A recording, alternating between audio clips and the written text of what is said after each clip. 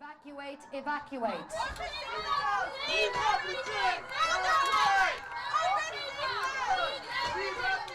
This is not your ordinary cabin crew training. Here at the state-of-the-art Emirates Aviation College, new trainees undergo an intensive 7.5-week course where they are tested not just on theory and procedures, but putting their knowledge to practice. So in case of any real-life emergency, the crew are well prepared.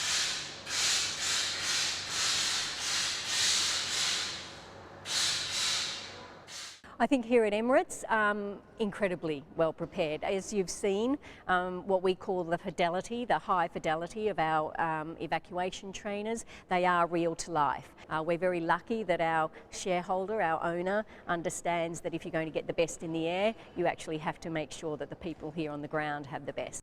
To remind yourself of the safety aspects of this aircraft, please read the safety card in your seat pocket. As passengers, when we fly, we can sit back, relax and enjoy the ride. But for the crew on board who look after hundreds of passengers, it's not just about serving a hot meal, but being prepared for whatever happens at 40,000 feet. 5, 6, 7, 8, 9, 10, 28, 29, 30. But what's the most common emergency on board? Medical is probably the majority of things that we have.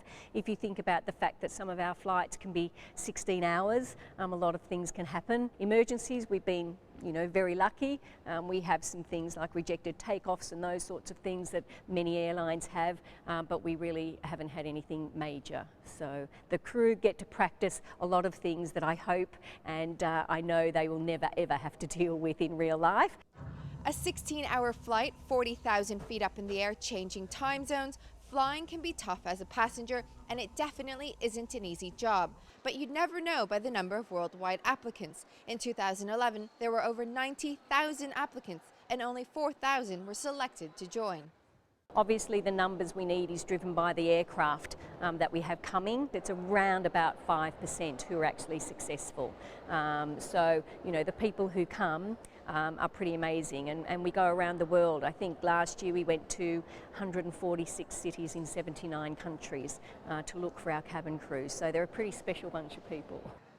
While most airlines globally work to avoid state aid and bankruptcy, Emirates is not only one of the fastest growing carriers in the world, but also only one of a handful of airlines actively focused on high quality service.